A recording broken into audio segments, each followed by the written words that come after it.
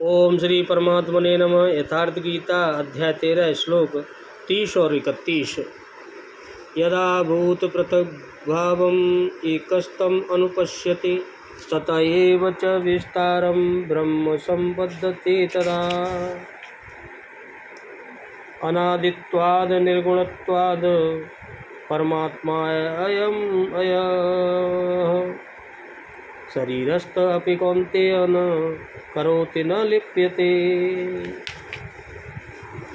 भगवान बोले, अर्जुन, जिस क्षण यह पुरुष भूतों के पृथक पृथक भावों को एक परमात्मा में ही स्थित तथा उस परमात्मा से ही संपूर्ण भूतों का विस्तार देखता है, उसी क्षण वह सच्चिदानंद घन परम ब्रह्म को प्राप्त हो जाता है। और हे अर्जुन, अनादि होने से और निर्गुण होने से अविनाशी परमात्मा शरीर में स्थित होने पर भी वास्तव में न तो कुछ करता है और न लिप्त ही होता है, किसी काम में कुछ नहीं करता है। वास्तव में भगवान ने कहा।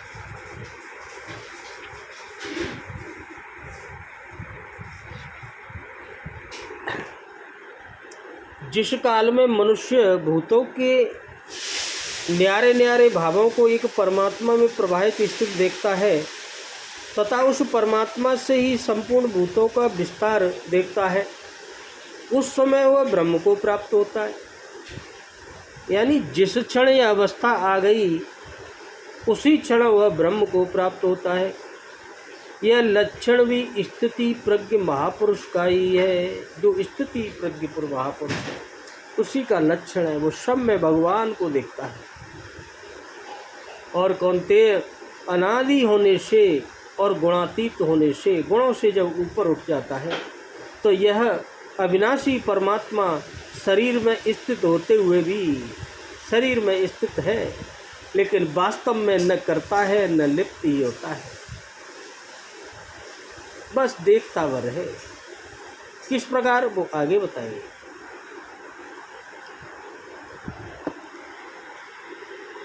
भूत पृथक भावम पद किसका वाचक है और उसे एक में स्थित और उसी एक में सबका विस्तार देखना क्या है। जैसे जिन चराचर समस्त प्राणियों की उत्पत्ति क्षेत्र और क्षेत्रज्ञ के संयोग से बतलाई गई। क्षेत्र माने शरीर और क्षेत्रज्ञ माने आत्मा, तथा जिन समस्त भूतों में परमेश्वर को समभाव से देखने के लिए कहा गया है, उन समस्त प्राणियों के नानत्व का वाचक यहाँ भूत पृथक भावम पद है। जैसे स्वप्न से जगा हुआ मनुष्य स्वप्न काल में दिखाई देने वाले समस्त प्राणियों के नानत्व को अपने आप में ही देखता है। सपने में जब देखता है तो वह अपने आप में ही देखता है और यह भी समझता है कि उन सब का विस्तार मुझसे ही हुआ था। वस्तुतः स्वप्न की सृष्टि में मुझसे भिन्न कुछ भी नहीं था। जो स्वप्न में देखा वो कुछ था ही नहीं। एक मैं ही अपने आप को अनेक रूप में देख रहा था। इस प्रकार जो समस्त प्राणियों को केवल एक परमात्मा में ही स्थित और उसी से सबका विस्तार देखता है, वही ठीक देखता है, भगवान ने कहा। और इस प्रकार देखना ही सबको एक में स्थित और उसी एक से सबका विस्तार देखना हो।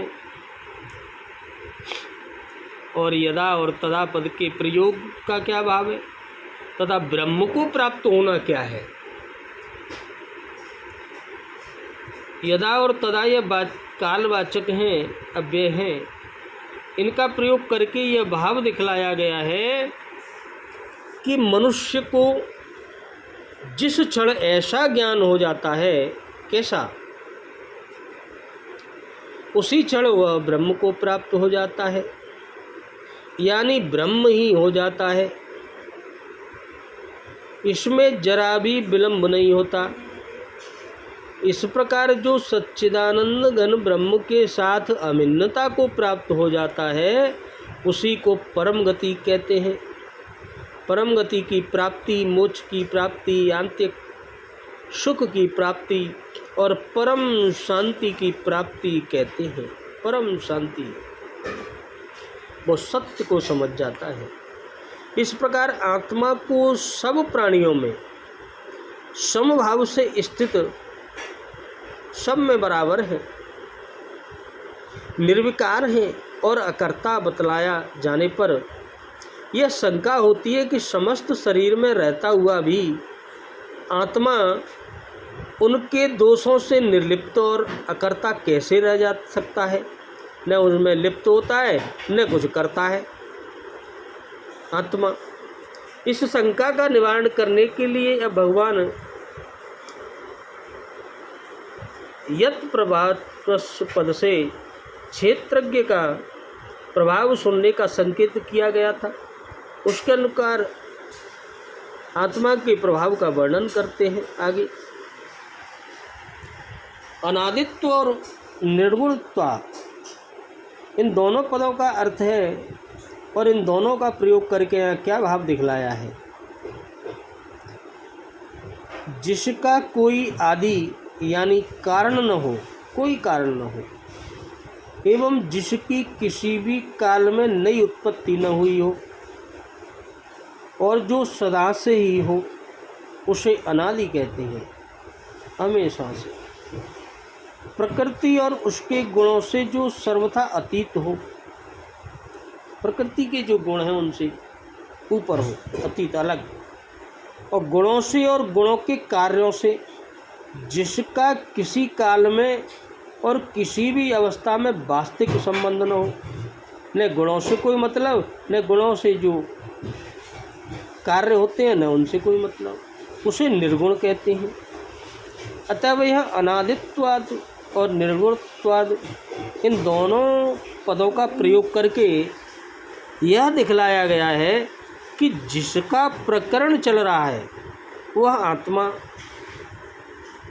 अनादि और निर्गुण है, हमेशा से है और निर्गुण है। गुण तो प्रकृति के कार्य हैं और जो प्रकृति से ऊपर उठ गया वो निर्गुण यानी आत्मा। इसीलिए वह अकर्ता, निर्लिप्त और अव्यय है, वो इसीलिए उसमें निर्लिप्त, लिप्त नहीं है। जन्म मृत्यु और छह विकारों से सर्वथा अतीत है। जो जन्म मरण का कारण है और जो छह विकार हैं उनसे अलग है भाई। यह परमात्मा के साथ अयम विशेषण देने का क्या भाव है। अयम पद जिसका प्रकरण पहले से चला आ रहा है उसका निर्देश करता है।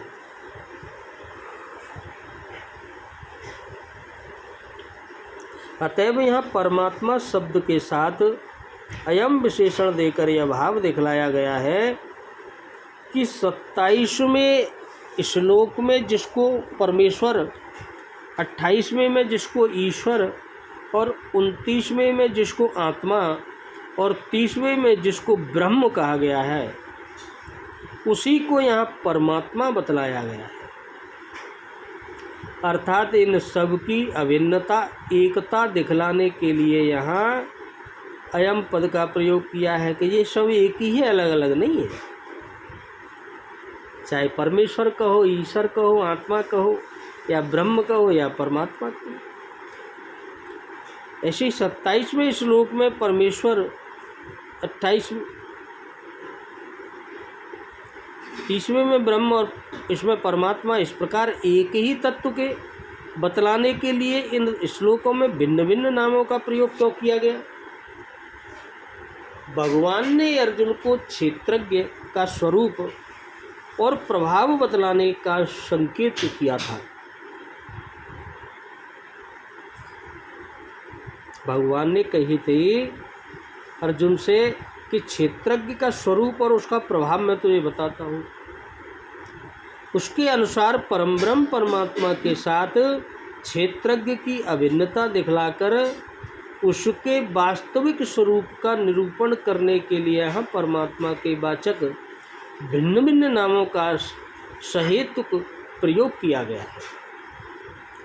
शरीर में स्थित होने पर भी आत्मा कर्ता क्यों नहीं होता है और उससे लिप्त कैसे नहीं होता है? वास्तव में जो प्रकृति के तीनों गुण हैं, गुणों से और उनके ही विस्तार रूप, उन्हीं गुणों का ही विस्तार क्या है? बुद्धि, मन, इंद्रिय और शरीर से आत्मा का कुछ भी संबंध नहीं है। ये तो प्रकृति का है मामला है। वह गुणों से सर्वथा अतीत रहती है। आत्मा बिल्कुल अलग है। जैसे आकाश बादलों में स्थित होने पर भी उनका कर्ता नहीं बनता, जैसे आकाश आकाश है वहीं रहता है। बादल दिखते हैं आकाश में, लेकिन आकाश का उनसे कोई मतलब नहीं है, उनसे लिप्त नहीं होता है। वैसे ही आत्मा कर्मों का कर्ता नहीं बनता और शरीरों से लिप्त भी नहीं होता। इस बात को भगवान स्वयं अपने 2 श्लोकों में दृष्टांत द्वारा आगे फिर समझाएंगे। शरीर में स्थित होने पर भी आत्मा क्यों नहीं लिप्त होता, इस पर भगवान आगे अगले श्लोक में बताएंगे। बोलो राधे राधे, जय जय श्री कृष्ण।